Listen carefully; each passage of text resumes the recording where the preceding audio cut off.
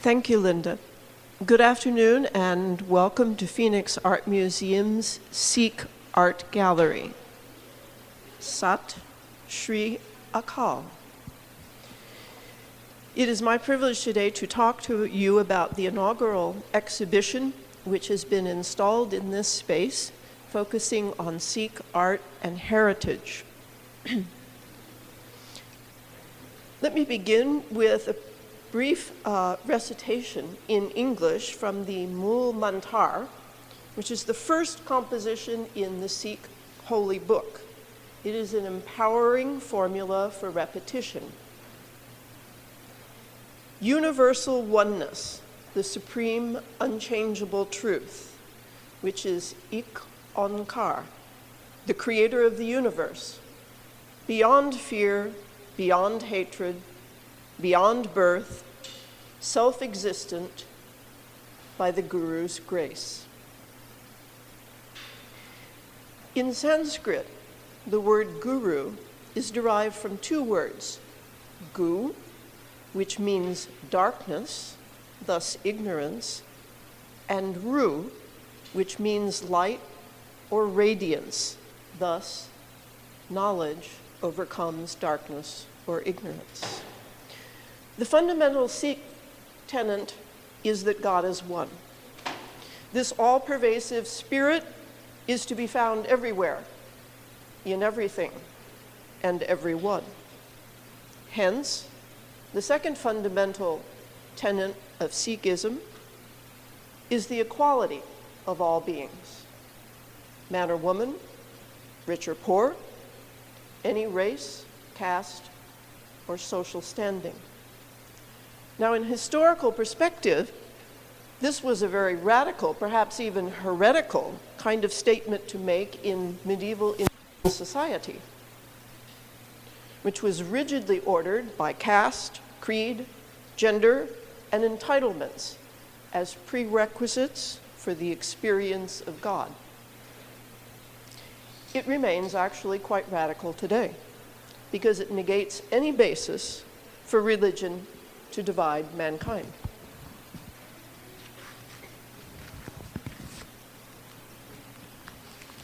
And I will say, I am a student of learning about Sikhism now, so I will refer to some notes as I speak. We have here on the wall portraits of 10 gurus, or spiritual leaders, in Sikhism.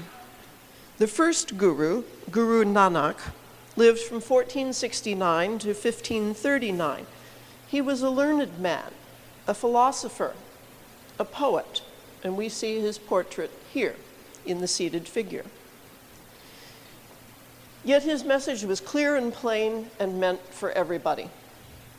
God is found through humility, service, and an affirmation of the beauty and joy of everyday life. The Sikh path to God is dwelling on his name in communal hymns, searching for truth within ourselves, earning an honest living, sharing meals with those in need, and caring for one's family. In practice, it does not involve withdrawal from society, any kind of priestly intervention, or any self-abnegation. The messages are tolerance, equality, social responsibility, and devotion to truth.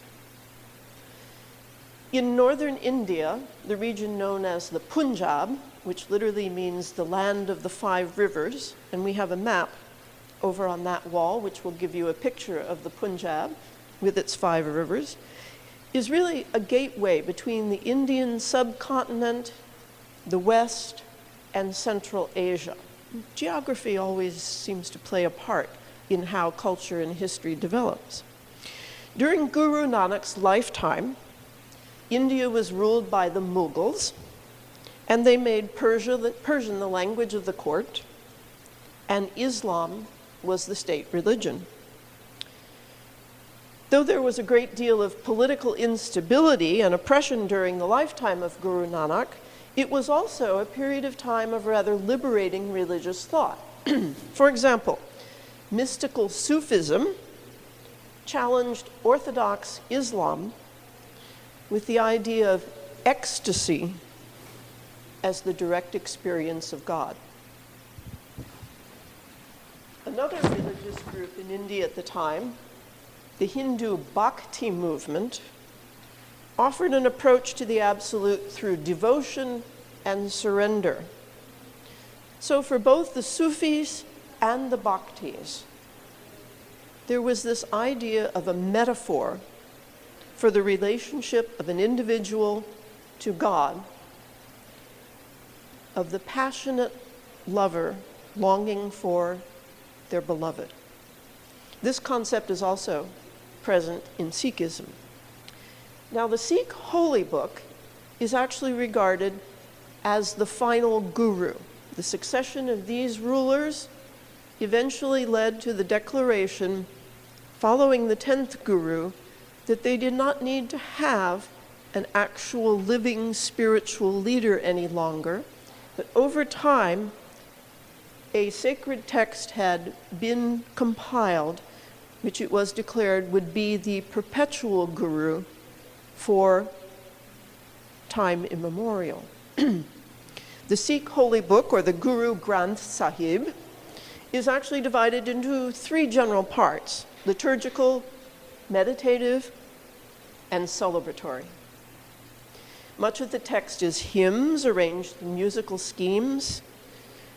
And in this book, you can see that the writings and the deeds of the 10 gurus depicted here that followed the first guru are in remarkable consonance with each other. Yet at the same time, within Indian society, there were social changes. One of the examples is greater freedom under Sikhism for women. And I'll read you a short poem from the Sikh holy book. Of a woman we are conceived, of a woman we are born. To a woman we are betrothed and married. It is woman who is friend and partner for life. It is woman who keeps humanity going. Why should we deem woman cursed and condemned when from a woman are born leaders and rulers? Now let's consider a little bit more about Guru Nanak, the first guru's life. There are lots of wonderful stories about his childhood. And by the way, we have acquired some books in our museum library that provide lots of reading about those stories. I've brought one of them here today. Many of them, of course, attest to his wise words, his reclusive nature, as well as some miraculous happenings and events. There's one very much loved story about Guru Nanak and a carpenter named Lalo. Now, Guru Nanak was quite a traveler. We'll talk about that in a moment. He made 4 extensive trips during his life. During one of those trips, Guru Nanak chose to stay with the carpenter Lalo and partake of his food, despite the fact that Lalo in Indian society was considered a low caste person. At that very same time, as it would happen, a local high caste functionary named Malik Bago announced he was having a feast and invited everyone. Guru Nanak chose not to attend, which of course then offended Malik Bago, who charged him with grave discourtesy. He pointed out that Guru Nanak had dined with a low-class carpenter, while he himself, of course, was an upper-class man. Upon this, Guru Nanak asked for some of the delicacies left over from that feast of Malik Bago. And at the same time, he asked the carpenter Lalo for some food from his kitchen, which was, probably some kind of coarse flat bread or something. When both of the foods arrived, Guru Nanak took Lalo's bread in one hand and Malik Bago's delicacies in the other hand and squeezed both hands. What happened? From the carpenter's coarse bread issued milk. From the high caste gentleman's delicacies issued blood. the meaning is clear. What the Guru was saying is that the low-caste carpenter's bread had been obtained by honest labor, while Malik Bhago's had been obtained by bribery and oppression, and was thus impure. Now, we don't have an illustration of that great story on view, but in this book, entitled I See No Stranger, Early Sikh Art and Devotion, which was published in 2006 by the Rubin Museum in New York City. The Rubin Museum focuses primarily on art of the Himalayan region. Well, the Punjab of India is quite close to that. And so I'm going to pass around this book with two illustrations marked, one showing Guru Nanak and the carpenter, Lalo, and then the other one, which I'm going to talk about next. So we will let this book circulate.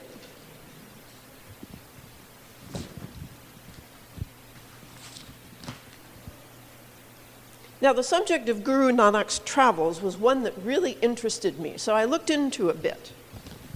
I have two maps.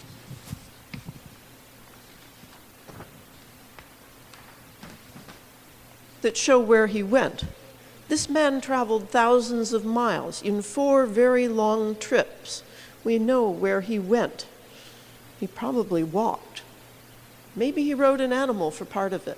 Maybe he was carried in a sedan chair, we don't know. But for somebody 500, 600 years ago to travel so widely was quite extraordinary. So what we do know from the records is that he traveled throughout India. He also went to Sri Lanka, Tibet, Afghanistan, Iraq, and Saudi Arabia.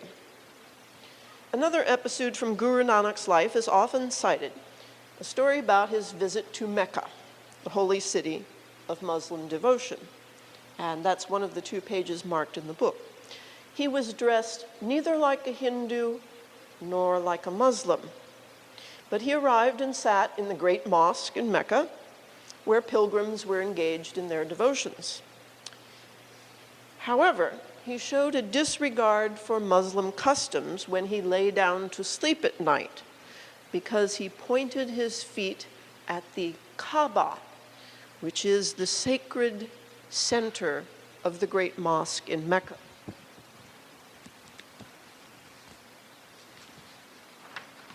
So then what happened? An Arab priest kicked him and said, "Who is this sleeping infidel, and why has he turned his feet towards God?" Guru Nanak replied, "Turn my feet in a direction that God is not." The priest seized Guru Nanak's feet and dragged them in the opposite direction, whereupon the mosque turned itself around, following the revolution of the Guru's body. This story can be interpreted to mean that God is everywhere. Those who witnessed this miracle were astonished and saluted Guru Nanak. There is an image in the book being passed around of Guru Nanak sleeping in the mosque that provide testament to this revelatory story. There are also images of Guru Nanak, such as the one that we have here, and you will see that he is shown with 2 other people. Who are these people? This one is playing a musical instrument, and he is a Muslim companion. The other one, who is waving a fly whisk over Guru Nanak's head, keep the insects away from him, is his Hindu companion.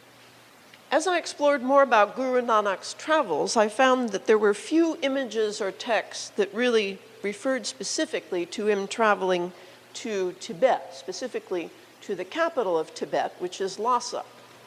But it is interesting to note, after I did a little, shall we say, historical arithmetic, it became apparent to me that the time of Guru Nanak's lifetime and also of his journeys coincided with the emergence of the succession of spiritual leaders of Tibetan Buddhism known as the Dalai Lamas. Now, Hold on here where I go through some numbers and math. In actuality, I learned, the first Dalai Lama was only proclaimed as such 104 years after he died in 1472, which means he was formally recognized as Dalai Lama only in 1578. When the third Dalai Lama was enthroned, and his two predecessors were so recognized. So you see, it was retroactive. The institution of the Dalai Lamas didn't really become formalized until the enthronement of the third, and then a posthumous recognition of the first two leaders. Now, that happened in 1578. It was certainly after Guru Nanak's journey to Lhasa, because Guru Nanak died in 1539.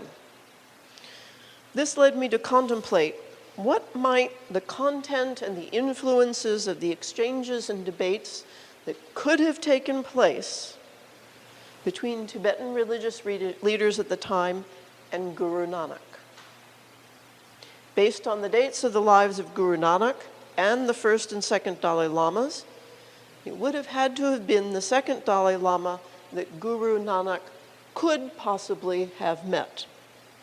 The second Dalai Lama lived from 1475 to 1542, and then was posthumously enthroned in 1483. A whole bunch of dates there, but if you do the math, that's how it comes out.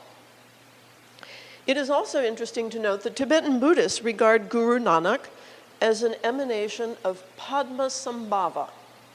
Now, who is Padma Sam Bhava? He is the Indian Rinpoche, or teacher, who brought Buddhism from India to Tibet. Perhaps, I'm thinking, I'm guessing, I'm wondering, perhaps the concept of such a divine spiritual leader and a succession of such leaders might have come to Tibet from Guru Nanak. This is an unsubstantiated concept, but it also might explain the great affinity that Tibetan Buddhists have for Sikhism.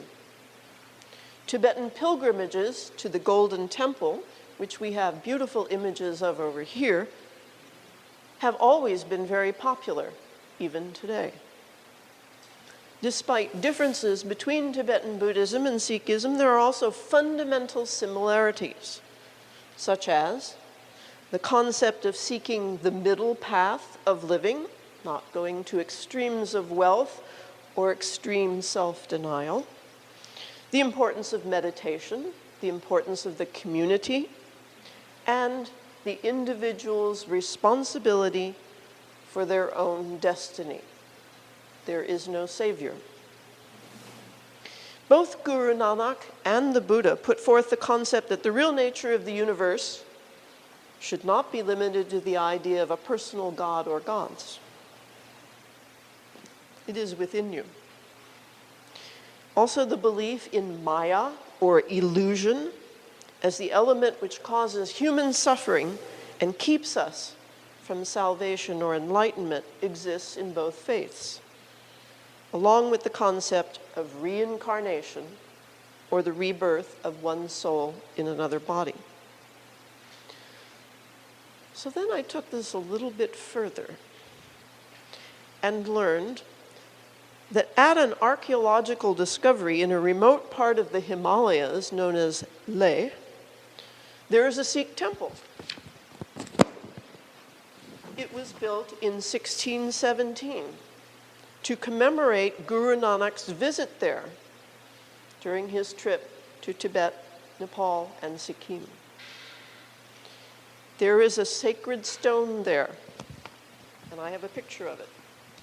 According to Sikh religious beliefs, this stone is said to have the imprint of Guru Nanak's body after the stone was pushed by a demon who tried to kill him, whereupon, miraculously, the boulder transformed into a wax-like softness, leaving the Guru unharmed and leaving an imprint of his body, as well as the foot of the demon who tried to kill him. This stone was rediscovered during road construction in the 1970s, and it has now been put back on display in the Leh Sikh temple after so many centuries. So I'll leave you to think about that a little more. Let us now look at some of the specific portraits of the gurus on view here. If you scan all 10 of them that we have here, you will see that the inclusion of halos seems to be somewhat arbitrary. Some of them have halos and some of them do not. According to Sikh belief, the gurus are regarded as reincarnations of the same divine light, but in different bodies. So it thus makes sense that there are subtle differences in the physical appearances of the different gurus. For example, in looking at the first guru, he is almost always shown in various depictions as an old man with a beard and white hair. Sometimes he's shown with his Muslim and Hindu companions, as we have here, and sometimes not. Then as we move along to some of the others, I will point out to you this image of the sixth guru. Guru Hargobind, the sixth guru, formalized the concepts, twin concepts, you could call them, the twin concepts of Miri and Piri. And what are those? Miri means commander or prince and refers to temporal power and civil authority. Piri means a saint, a holy man, or a spiritual guide.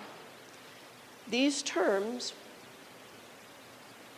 are taken together to represent the correlation or the balance between the material world and the spiritual world. Now, if you look carefully at the sixth guru's portrait here, you will see he is wearing a warrior's attire for his investiture, including 2 swords, thus symbolizing his dual role as a Sikh leader.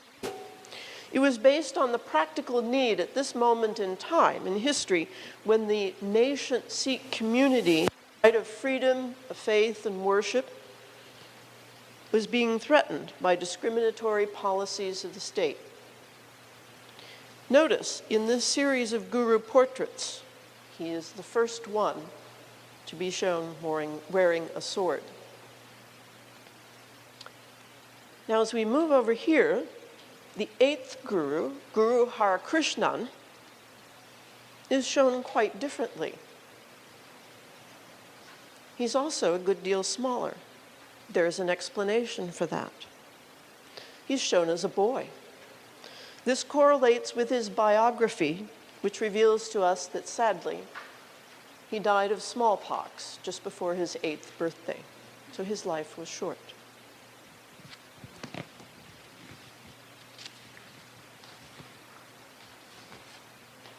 And then we get to the 10th guru, Guru Gobind Singh. There's a portrait of him here, and there's also one just outside the gallery. You might want to take a look at that one as well. The 10th guru is almost always shown riding a horse and wearing a sword, which again reflects certain aspects of political circumstances in his lifetime. The 10th guru assumed characteristics of the spiritual leader as well as a temporal leader who had specific military responsibilities. Yet, Guru Gobind Singh was also a great man of letters himself. He filled his court with poets and translators. He also formalized the order of the Khalsa, which is the order of saintly soldiers to defend righteousness. And much of the narrative of the 10th Guru's life is devoted to descriptions of various battles that he led. Let me read you a quotation from some of the writings of the 10th Guru here. He expresses the role of military strength in Sikhism quite succinctly. When all efforts to restore peace prove useless and no words avail, lawful is the flash of steel. It is right to draw the sword. Guru Gobind Singh also reaffirmed the fundamental principles of universality of the Sikh faith as expressed in numerous statements recorded in the Holy Book. I'll give you an example. Similarly, both the animate and inanimate objects in the world come out of the Supreme God. They have been created by the same God, and they merge within the same God. In closing, I think it's also worthy to reflect on the Sikh Prayer, which we have on the wall over there. I will read it to you in English, since it's a little hard to catch from this angle. It says, "High spirits are in identification with you, and we pray for the welfare of all human beings." This again demonstrates clearly the principle of true equality with its inclusion of the welfare of everyone. That would include one's enemies. It would include those people of other faiths. So, in the gallery, there are many other wonderful objects for you to enjoy. We have swords demonstrating the role of the Khalsa and their military endeavors, as well as a shield and a specially designed turban helmet.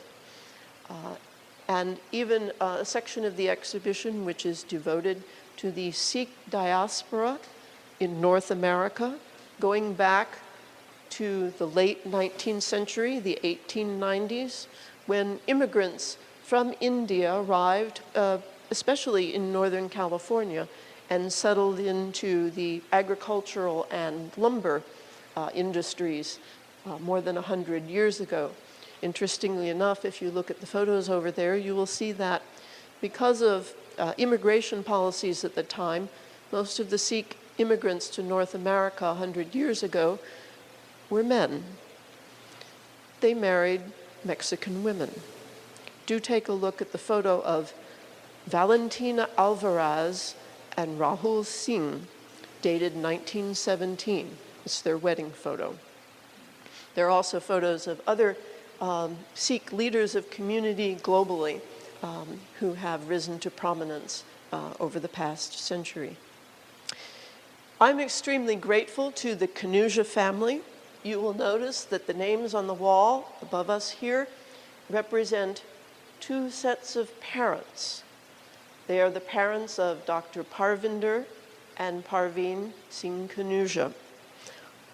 I would like to express my gratitude for their generosity in endowing a permanent gallery space for Sikh art and for loaning all of the objects you see here from their personal collection to Phoenix Art Museum. Thank you.